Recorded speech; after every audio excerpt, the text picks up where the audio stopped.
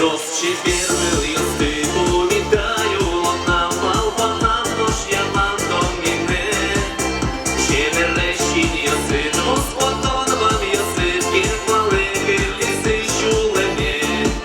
Він малий у своє, оястево, їжко з малим милим у подвірамє. І щетина ніби він мала ж важко, а з понамки не танчуєш я.